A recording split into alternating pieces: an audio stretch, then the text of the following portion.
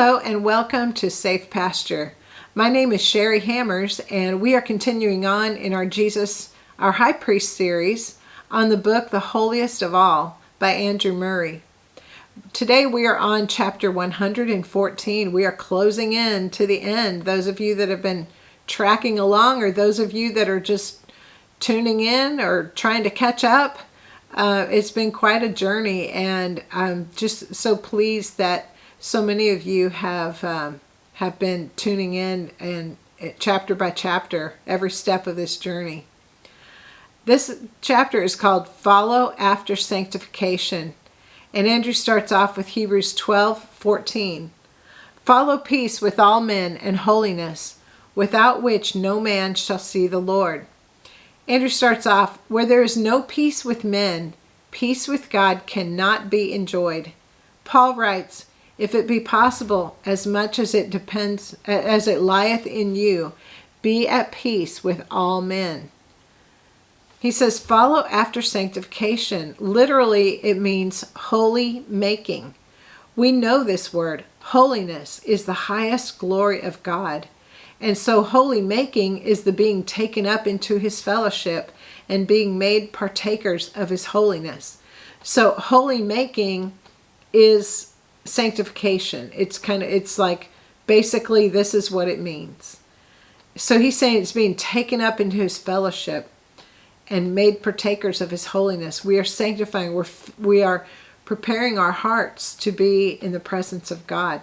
He said, is receiving into our nature and character the spirit of that heavenliness and holiness in which he dwells. Follow holy making, without which no man shall see the Lord.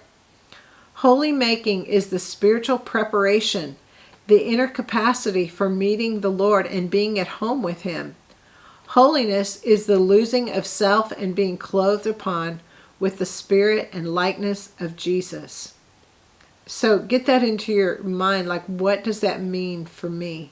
What is God asking me to do? He's asking me to spiritually prepare to meet with him. You know, if you were going to a high-powered job interview or you were going to meet with just a high-ranking official, would you not do some kind of preparation, if nothing else, just with the clothing you're wearing and how you're conducting yourself? We need to think about that with God. I think in our church culture we've gotten very casual, as if God is just like this casual friend. And God is our friend and Jesus is our brother. But there's still a preparation that is needed. That is what the whole tabernacle, if you haven't seen my series on that, the tabernacle is a whole preparation to coming into the presence of God. Excuse me. So I think that if you're not familiar with that, that will greatly help you understand what the sanctification process, at least what part of that looks like. It says, Jesus spake, I come to do thy will, O God, in which will we have been sanctified. By one offering he hath perfected forever them that are sanctified. So he's kind of combining a couple scriptures there. But he says, holiness is the actual living in the will of God with my will, having the will of God the moving power of my life. So that's interesting, right? That our will isn't the thing that's moving us in one direction or another, but God's will is what is moving us. Jesus doing the will of God and sanctifying me in it has taken me up into it and planted me forever in it, in the will of God. As I live in union with it, let me repeat that. As I live in living union with it, doing it and rejoicing in it, that holy will becomes my holiness. Interesting. I put a little note here when I was reading the book. I am planted like a fruit tree in the soil of God's will. From the roots on up to the fruit, God's will then becomes part of me. So when we plant ourselves in God's will and we grow up into that will, it just becomes like part of our nature. It was in the doing of God's will and glorifying God thereby that he was prepared for the glory, the heavenly life which he sends down by his Spirit into my heart. So Jesus was doing God's will, and he was preparing, in doing it, he was preparing for the glory. And the heavenly life is a life in which God's will is always and perfectly done. The heavenly life. So God's will is always and perfectly done. To live in God's will is the true following after sanctification. He says, having boldness to enter into the holiest, let us draw nigh. The holiest into which we have been taken in to dwell, and the holiness which is to be our characteristic, are closely linked. So the holiest of all, the holy place, the most holy place, we've been taken in there to dwell in God's presence. And then the holiness, which is to be our character, they're closely linked. If you're going to go into the most holy place, or the Holy of Holies, well, hopefully you better have holiness as part of who you are. There, where God dwells in his holiness, even there is the dwelling of the sanctified one, who enter in by faith. There is the place where we are made holy, where the Son who sanctifies and the will in which we are sanctified, and the presence of the Holy One, all are met and known in power. So all these things converge. The Son who sanctifies, the place where we're made holy, the will in which we are sanctified, and that is also our disposition, like our attitude toward God is to do his will. Sorry, I had something pop up here. And the presence of the Holy One, they're all together, and there's power. That's a powerful convergence right there. He who does not know what it is to enter in and tarry and worship in the holiest, to separate himself from the world and its fellowship. So a person that doesn't know what it means to enter into the presence of God, to the holy place, and tarry, like wait there, linger there and worship. He doesn't know what it is to separate himself from the world and its fellowship, to hold communion with the Holy One. He says he will seek in vain by his prayers or efforts to become holy.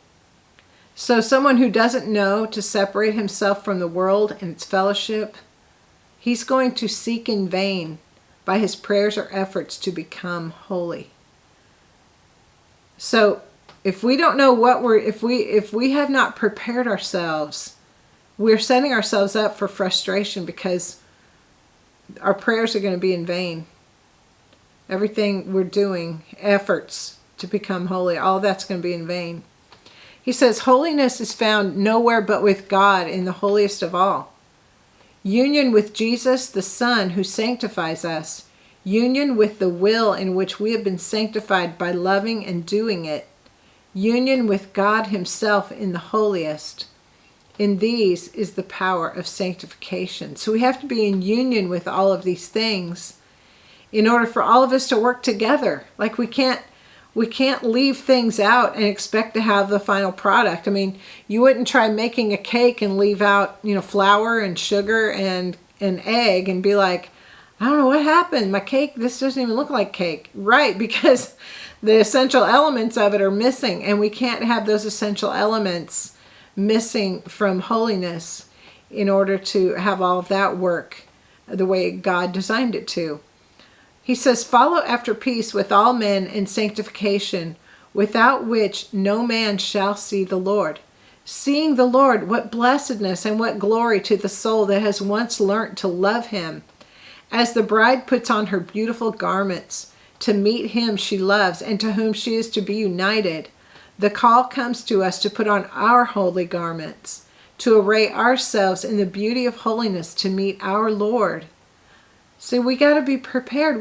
These things have got to be part of what we're doing, that we built this relationship and we're preparing ourselves appropriately to be united to God.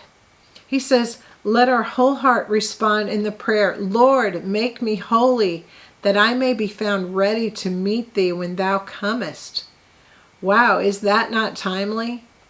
I mean, Jesus, the things of this world are shaping up. They're coming together like the book of Daniel, like the book of Revelation.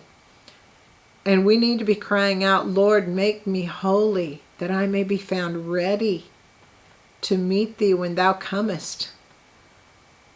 And, you know, when I read that, it made me think about a couple of the verses of the old hymn, Are You Washed in the Blood? I'm going to read those to you right now. This is the 3rd verse and 4th verse, respectively. When the bridegroom cometh, will your robes be white? Are you washed in the blood of the Lamb? Will your soul be ready for the mansions bright, and be washed in the blood of the Lamb? And then the 4th verse says, Lay aside the garments that are stained with sin, and be washed in the blood of the Lamb. There's a fountain flowing for the soul unclean. Oh, be washed in the blood of the Lamb. He says, follow after, the same words as in Philippians 3:12 and 14. I press on, if that I may apprehend. I press on toward the goal. It is the thought of the race, pressing on after holiness, fellowship with God, with Jesus, with God's will. Well, I hope this has been a blessing to you. Thank you for tuning in again, and I hope to see you next time as we close in to the final chapters of this book, The Holiest of All. Thanks again. God bless.